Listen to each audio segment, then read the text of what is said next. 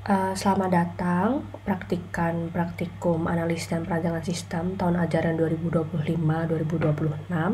Pada teman-teman akan belajar cara membuat dari DTD dan DFD level 2. Selanjutnya, setelah teman-teman selesai membuat DFD level 0, di sini akan dilanjutkan dengan pengerjaan decomposition tree diagram. Decomposition tree diagram adalah alat yang digunakan untuk menggambarkan dekomposisi suatu sistem, yang mana menggambarkan hierarki sistem informasi yang dipecah menjadi spesies yang lebih detail di tingkat yang lebih rendah. Berikut cara pengerjaannya. Teman-teman bisa langsung membuka Microsoft Word-nya, kemudian klik Insert, Smart Chart, dan pilih hierarki, dan pilih Organization Chart. Oke, kami itu seperti ini. Untuk kotak yang di sini bisa kita select dan delete saja. Oke, untuk di sini bumi aji sendiri total terdapat 5 subsistem. Jadi untuk kotak yang berada di bawah sini kita harus membuat sebanyak 5 kali. Jadi diklik saja kotaknya dan klik kanan, Add Shapes, After, tambahkan lagi. Oke, sudah dapat 5. Di sini terkait subsistemnya, untuk yang pertama total terdapat 6 subsistem, jadi kita bisa menambahkan sebanyak 6 kali. Kita klik yang atas, kemudian add shapes-nya below. Lakukan sebanyak 6 kali ya.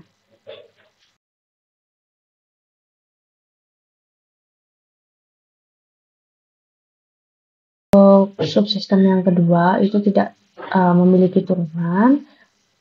Kita lanjut saja ke yang ketiga, itu terdapat 2, jadi kita buatkan 2. Yang keempat, di sini dia memiliki 4 subsistem.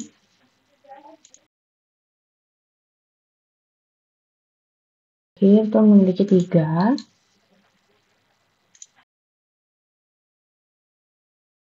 Kita akan melakukan penamaan pada masing-masing kotak yang sudah kita buat. Di sini kita tinggal klik 2 kali saja. Untuk judulnya kita tuliskan 0, kemudian enter, income, statement, and commodity, stock, recording, system, at bumi aja. Oke. Kemudian kita lanjutkan ke subproses yang pertama. Di sini kita tinggal klik saja, tuliskan 1, enter, master, data, entry, subsystem. Oke, kita lanjut ke data yang kedua, yaitu 2 partner data entry. Partner data entry. Kita akan melanjutkan pada proses ketiga, yaitu bisa kita tuliskan saja.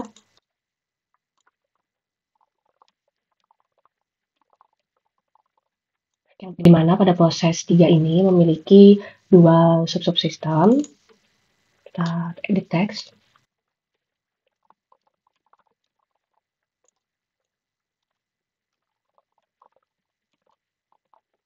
Kemudian pada kotak yang keempat, di sini kita bisa tambahkan tulisan 4 sales entry subsystem. Di bawahnya terdapat 4 juga.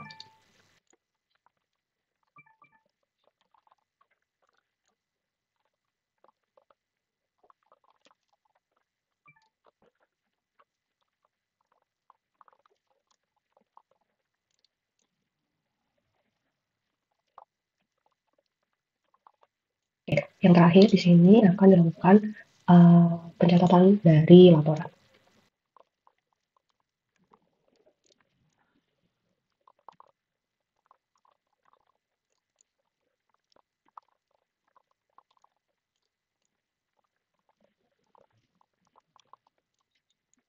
Pembuatan DTT kita sudah selesai. Di sini teman-teman bisa mengubah terkait warna yang ada. Bisa ke change color, kemudian pilih yang ini saja. Jadi untuk menjadi pembeda mana yang bagian 0, kemudian mana yang subsistem dan subsistem. Nah, untuk decomposition tree diagram ini digunakan sebagai acuan untuk nantinya kita akan membuat yang namanya data flow diagram level 1 maupun level 2, karena di sini lebih dirincikan terkait proses apa saja yang ada pada setiap subsistem, baik dari stakeholder-nya yang bekerja pada proses tersebut dan data yang dibutuhkan ataupun data yang dihasilkan pada masing-masing proses tersebut. Sudah menyelesaikan DTD sebelumnya, selanjutnya kita akan membuat DFD level 2 dengan acuan pada subsystem di DTD sebelumnya. Teman-teman langsung bisa membuka visionya masing-masing. Oke, kemudian buat sheet lagi setelah membuat DFD level 0, di sini membuat DFD level 2 pada subproses 1. Oke, kita buka untuk shapes DFD-nya, kita ke move shapes, kita ke flowchart, kemudian ke miscellaneous flowchart shape. Oke, sudah muncul seperti ini. Kemudian pada proses ataupun subsystem yang pertama itu memiliki 6 buah subsystem, jadi kita bisa men-drag divided proses 2 di sini. Oke, kita drag di sini dan kita duplicate sebanyak 5 kali. Oke, kalau sudah bisa kita rapikan. Terserah teman-teman mau ditaruh di mana aja. Oke, sudah. Kemudian kita drag untuk external entity atau stakeholder yang ada pada subproses 1. Kemudian setelah itu kita akan mendrag terkait data store sebanyak 6 kali juga, karena pada tiap subproses ini akan menghasilkan masing-masing data storage-nya. Jadi kita bikin sertifikat sebanyak 5 kali juga. Oke, kemudian kita bisa letakkan.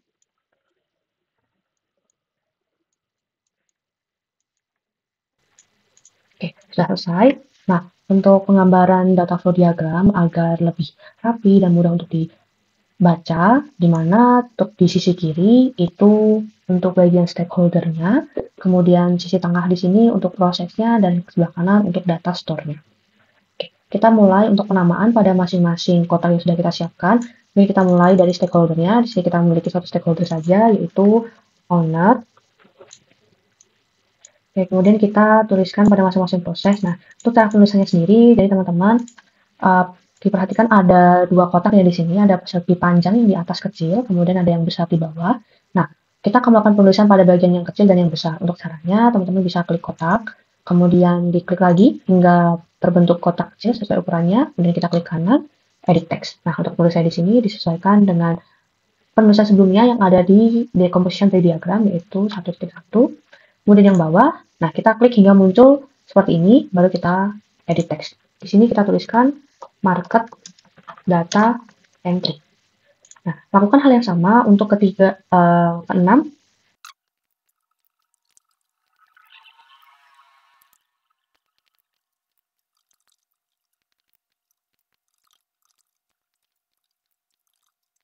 Baik, sudah semua proses kita tuliskan. Sekarang kita lanjut pada penulisan untuk data store-nya.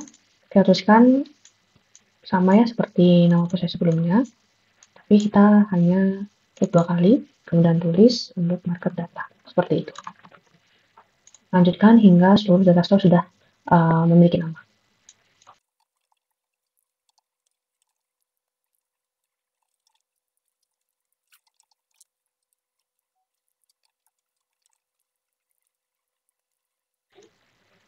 Oke, semua dari kotaknya sudah kita berikan nama. Di sini kita bisa menambahkan terkait relasi baik dari stakeholder ke proses, kemudian ke data store. Oke, perlu diperhatikan juga dalam pengerjaan data flow diagram di sini, untuk setiap proses ini harus memiliki input baik dari stakeholder ataupun dari data store yang sudah ada. Jadi tidak bisa proses ini mengeluarkan atau menghasilkan suatu output tanpa mendapatkan suatu input seperti itu. Jadi kita mulai yang pertama untuk market data entry, kita bisa hubungkan owner dengan market data entry. Kemudian di sini market data entry akan menghasilkan sebuah data market data di sini. Oke. Nah, untuk memunculkan terkait panahnya, teman-teman bisa klik aja garisnya, kemudian pilih line di sini, dan arrow, dan sesuaikan untuk panahnya masuk ke arah proses. Nah, sama halnya dengan yang di sini, tapi ini masuk ke storage. Nah, untuk pembuatannya jangan lupa di setiap garis ini perlu diberikan keterangan data apa saja yang dimasukkan, baik dari stakeholder ataupun data storage kepada si proses di sini. Oke, di sini saya akan menuliskan marker data, kemudian ini juga marker data. Oke, lakukan pembuatan relasi atau hubungan ke seluruh proses yang ada dengan mengacu pada CRUD data to location sebelumnya yang sudah kita buat. Jadi owner di sini bisa melakukan kegiatan apa saja pada masing-masing proses, yaitu baik dalam melakukan create, read, update, dan delete terhadap data-data di dalam proses tersebut. Oke, mungkin bisa kita berikan relasinya. Oke, untuk teman-teman yang merasa titik yang disediakan pada tiap simbol atau elemen di sini itu kurang, teman-teman bisa melakukan pembuatan titik bantu seperti pada pengerjaan BPMN sebelumnya, dapat diklik X di sini. Setelah itu kita klik kotaknya yang menjadi acuan pembuatan titik baru, dan kita tekan Ctrl di sini hingga muncul warna pink seperti ini. Oke, setelah itu kita bisa escape saja. Oke, kita bisa lanjut menghubungkan.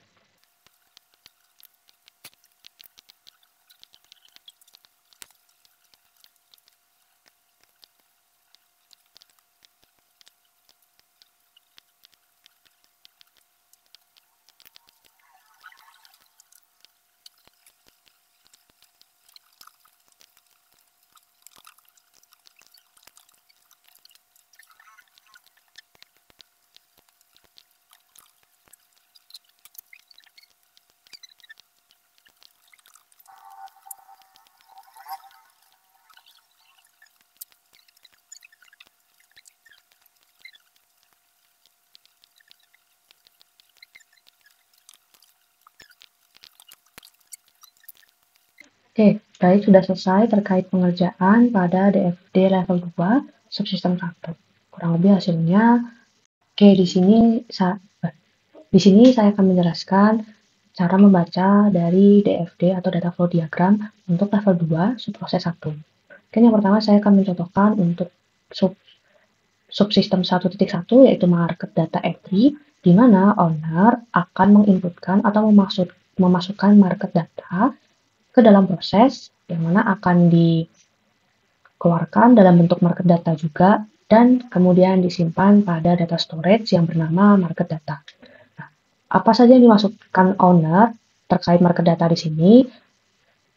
Sebenarnya ini terpacu pada ERD atau Entity Relation Diagram sebelumnya yang sudah kita buat terkait entitas dan atribut yang dimiliki pada masing-masing entitas tersebut.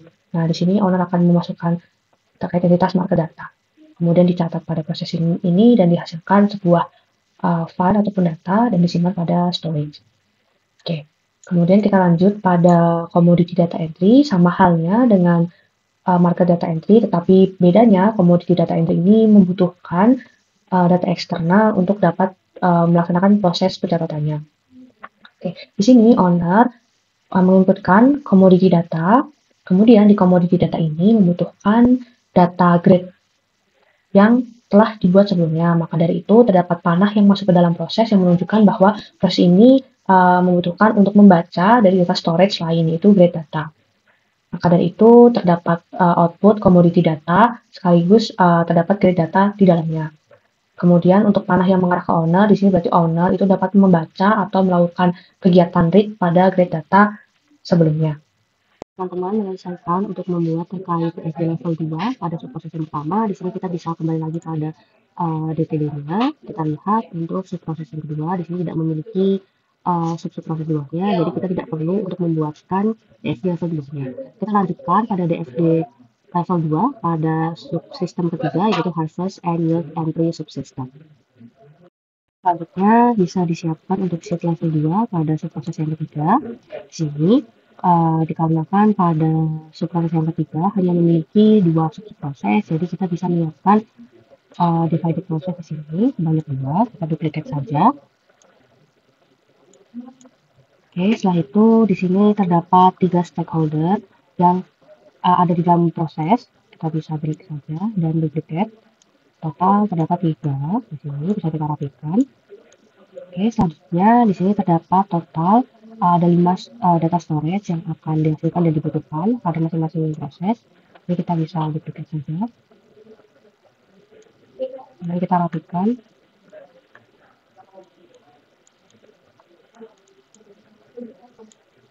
Oke, sudah selesai. Oke, di sini kita akan melakukan penamaan pada masing-masing simbol yang sudah kita siapkan tadi, tapi kita rapikan kembali. Kita letaknya. Oke, untuk sel holder sendiri di atas ini kita akan tuliskan admin. Kemudian yang di sini adalah owner. Kemudian yang di bawah adalah inspection staff. Jadi untuk stakeholder ada 3, yaitu admin, owner, dan inspection staff. Selanjutnya kita akan memberikan penamaan pada simbol prosesnya di sini. Untuk atasnya bisa kita tuliskan sebagai 1, dan bagian bawahnya yakni harvest date data entry. Oke. Kemudian di bawahnya sini kita tuliskan 3.2 dan harvest result entry. Akan lanjut untuk menamai masing-masing data store di sini. Untuk yang di atas, 2 kali kita tuliskan local harvest data. Kemudian yang di bawah yakni partner harvest data. Lanjutkan yang di bawah yakni commodity data. Kemudian ada local harvest detail data. Dan yang terakhir adalah partner harvest detail data. Selanjutnya sudah memiliki keterangannya di pada masing-masing simbolnya. Di sini kita akan menghubungkan antara masing-masing simbol di sini. Oke, kita akan fokus yang pertama pada proses harvest data entry. Di sini owner bisa menginputkan data yang dibutuhkan pada proses ini, yaitu ada local harvest data dan partner harvest data. Oke, kita bisa konekkan saja di sini. Oke, kita beri keterangan juga, yaitu lokal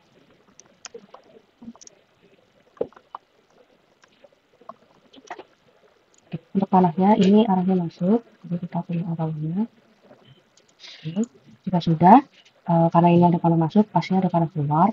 Karena di sini nanti akan menghasilkan 2 data, jadi kita akan membuat titik bantu. Jadi kita buat di sini ya.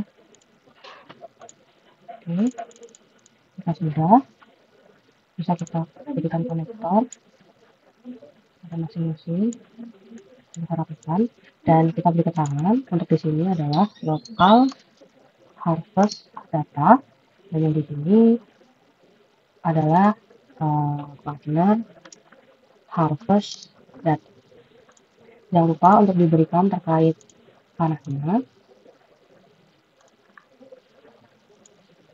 Oke, karena sudah untuk di sini selain dari owner, di sini admin juga dapat menginputkan dari local harvest data dan partner harvest data. Jadi kita perlu memberikan konektor antara admin dan proses harvest data entry di sini.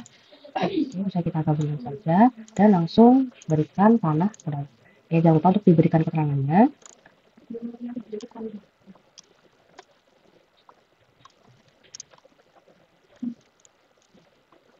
Oke, sudah untuk proses pada 3.1 atau harvest data entry sudah selesai. Kita akan fokus ke proses 3.2 yaitu harvest result entry. Di sini kita akan mulai menghubungkan antara stakeholder dengan proses yang dimana owner dapat melakukan CRUD yaitu data lokal harvest detail data, kemudian partner harvest detail data. Jadi kita bisa hubungkan saja. Kemudian dirapikan. Jangan lupa diberi keterangan.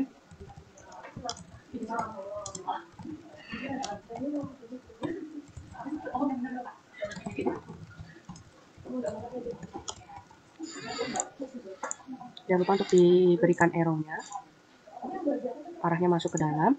Oke, karena di sini owner menginputkan suatu data, otomatis ada terjadinya suatu output, yaitu adanya local harvest detail data dan partner harvest detail data.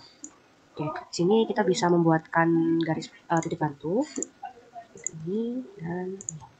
Kemudian kita langsung hubungkan saja. Oke, setelah itu kita bisa memberikan keterangan.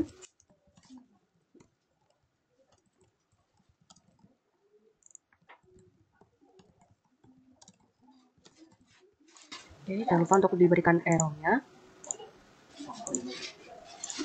Oke, selain dari data tersebut, di sini untuk stakeholder-nya, inspection staff juga berkontribusi, yaitu dengan menginputkan berupa local harvest detail data dan partner harvest detail data. Oke, ini bisa kita berikan konektor dan kita buat titik bantu terlebih dahulu ya.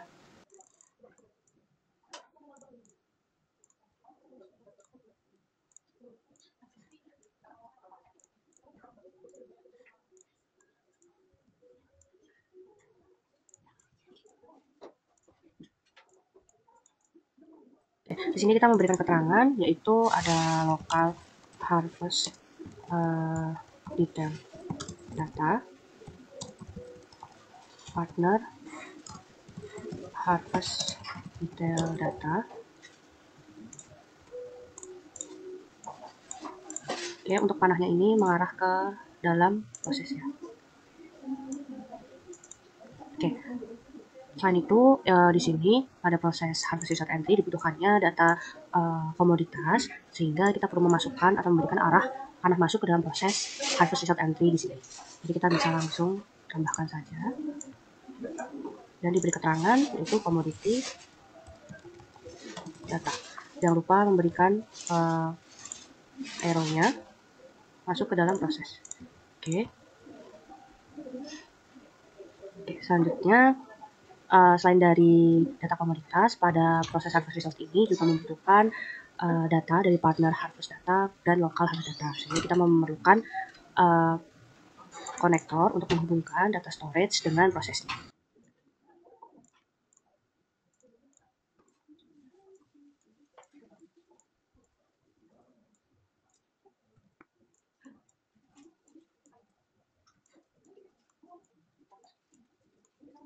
Oke, jangan lupa untuk memberikan keterangannya, yaitu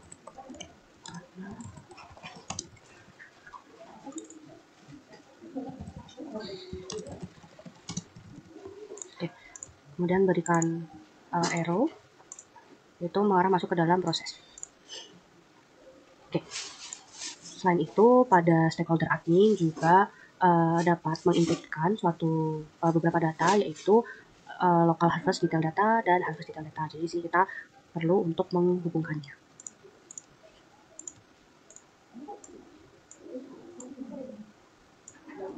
Oke, jangan lupa untuk memberikan keterangannya.